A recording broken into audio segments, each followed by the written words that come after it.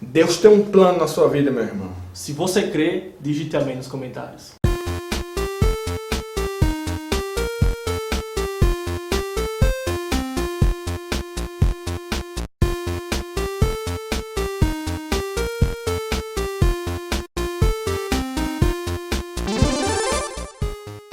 No vídeo de hoje nós vamos tratar sobre um tema bem interessante que é a vontade de Deus. Interessante não, eu diria primordial. E nesse vídeo nós vamos aqui logo indicar de cara, né, 2 livros bem massas aqui, que nós nos inspiramos, essa é uma palavra proibida para reformados, nos inspirando. Não, mas esses livros nos iluminaram para que a gente pudesse fazer esse vídeo de hoje.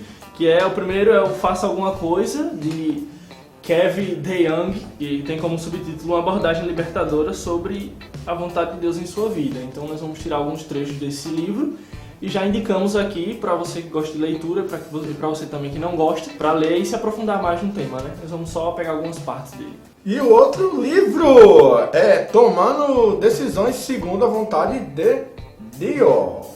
Bem interessante aqui, o Weber Campos aqui caprichou nesse livro. Esse livro, ele é maravilhoso também.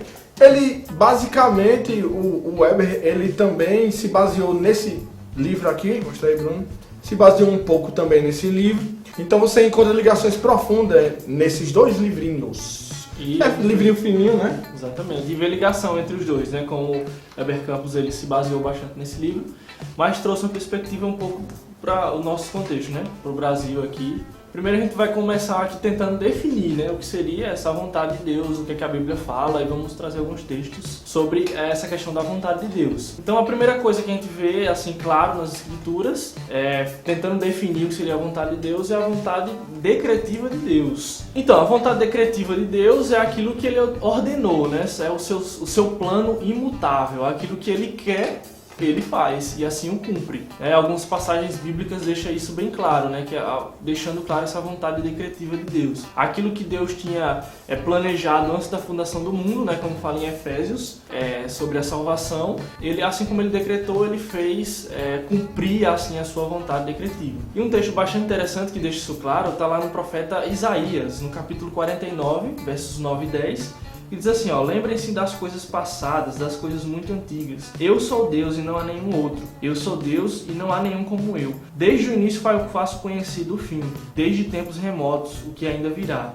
Digo, meu propósito permanecerá em pé e farei tudo o que me agrada. Então tudo que Deus planejou, e assim se cumprirá. Isso é a vontade decretiva de Deus. Fica claro também, ao pegar Gênesis e ler o capítulo 1, onde Deus cria todas as coisas, cria os céus, a terra, o mar, os firmamentos, o homem, os animais, cria tudo apenas pela sua vontade, a sua voz, onde Ele decreta que aconteça, que haja luz. Então a vontade decretiva de Deus fica explícito logo no início da criação. Não só antes de tudo acontecer, por Ele já ter determinado todas as coisas, mas também você vê claramente isso explícito na Bíblia. A vontade de Deus sobre todas essas coisas. E a vontade de Deus também fica clara sobre até o próprio Israel. A vontade de Deus, quando Ele pede a Moisés que confie nele, então Deus vem e provê, abrindo o mar para que o povo de Israel passasse e assim, de tal forma, eles pudessem ser libertos totalmente do cativeiro ali no Egito. Atos 4, 27 e 28 também deixa essa vontade decretiva de Deus bem clara, se referindo a Jesus, quando diz assim: de fato, Herodes e Pôncio Pilatos reuniram-se com os gentios e com o povo de Israel nessa cidade, para conspirar contra o teu santo servo Jesus, a quem ungiste. Fizeram o que o teu poder e a tua vontade haviam decidido de antemão que acontecesse. Então, todas as coisas ali acontecendo para que a vontade decretiva de Deus acontecesse, que era aquilo que havia sido prometido, né, que Jesus ia sofrer, morrer na cruz e ressuscitar ao 3º dia.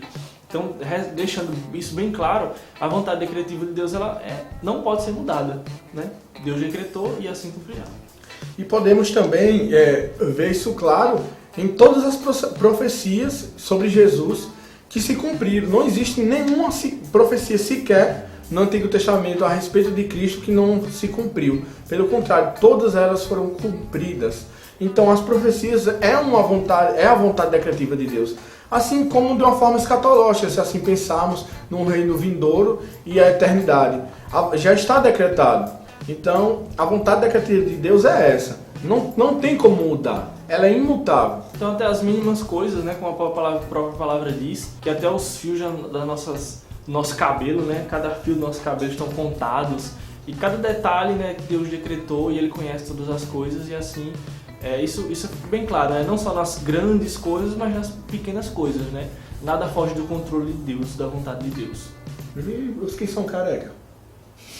Deus decretou a calvície.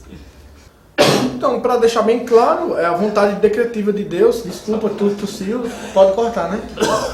Vai tossir. Aí que a gente tá coçando. E para deixar claro sobre a vontade decretiva de Deus, se refere às coisas como elas realmente são. Só sabemos quando acontece. É por isso que a vontade decretiva, porque ela já foi decretada antes mesmo da existência de todas as coisas. Ainda tentando definir o que seria a vontade de Deus, nós passamos por aí uma segunda faceta daquilo que vemos na Escritura sobre a vontade de Deus, que é a vontade preceptiva de Deus. Assim como o Diego falou que a vontade decretiva de Deus se refere às coisas como elas de fato são, a vontade preceptiva se refere às coisas como elas deveriam ser. Ou seja, são os preceitos de Deus, são os mandamentos de Deus para os homens, né? Aquilo que Deus requer do homem, né? A obediência, e nós vemos isso espalhado pelas Escrituras nos textos que falam que Deus quer que o homem obedeça a Ele, siga Ele, nesses textos assim. E fica bem claro porque somos falhos e pecadores. Tais coisas, tais mandamentos e essa vontade de Deus não é obedecida. Por isso que ela é como deveria ser, porque não é. Então, falando sobre a vontade preceptiva de Deus, fica claro em alguns textos que quando se usa a vontade de Deus, é essa vontade. É como Deus deseja que as coisas assim fossem, né? Mateus, no capítulo 7, verso 21, diz assim: nem todo aquele que me diz Senhor, Senhor, entrará no reino dos céus, mas apenas aquele que faz a vontade, né, de meu Pai que está nos céus. Então é importante a gente identificar no texto qual é essa vontade que está falando. Quando aqui fala daquele que faz a vontade, é fazer aquilo que é agradável a Deus.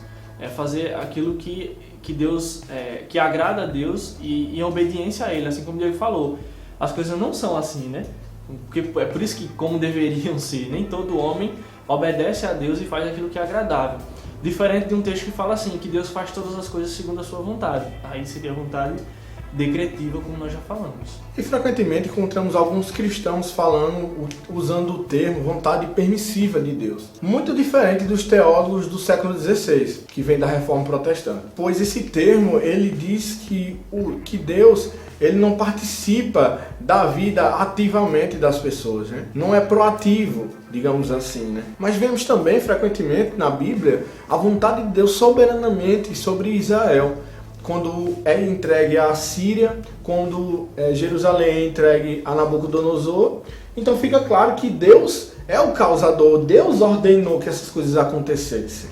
Isso fica claro, evidente. Então usar esse termo permissivo termina termina atrapalhando mais do que ajudando. Pelo menos é o que nós entendemos, nesse caso, porque onde vemos na Bíblia a vontade de Deus de forma soberana, atuando ali na vida diária do homem, com seus profetas e sua igreja também, no Novo Testamento, é visível, né? O próprio Pedro, quando ele lá em Atos, Jesus dá ordens específicas para eles esperarem a descida do Espírito Santo, para que eles fossem revestidos de poder. Pedro vai obedecer a Jesus, algo que já estava declarado lá no profeta Joel, né, a descida do Espírito Santo. E então você vê claramente a vontade decretiva de Deus, que é a profecia de Joel, se cumprindo em Atos, atuando com a vontade preceptiva de Deus, ali pela fidelidade do apóstolo Pedro a Jesus. E nós, como o Diego bem citou, né, não há outras passagens que deixa isso mais claro do que a relação de Deus com o seu povo no Antigo Testamento, né?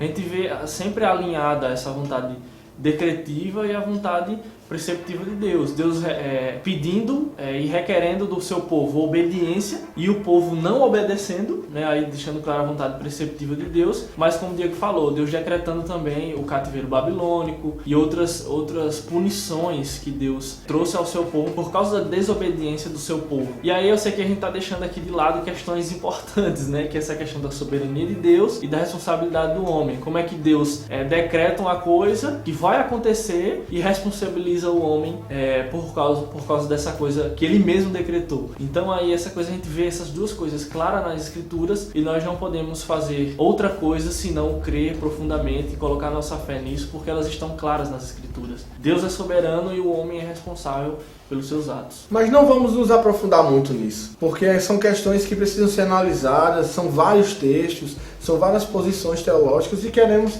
expor para vocês todas as posições que conhecidas, digamos assim, no meio teológico desse embate, eu poderia dizer assim, né? Então nós vamos direto agora para a vontade diretiva, que é onde nós vamos desmistificar algumas coisas aí que no meio evangélico é muito pregado, muito falado, sobre a vontade de Deus, que é como a gente começou esse vídeo. Será que Deus tem um plano realmente específico para a sua vida? Deus falou comigo.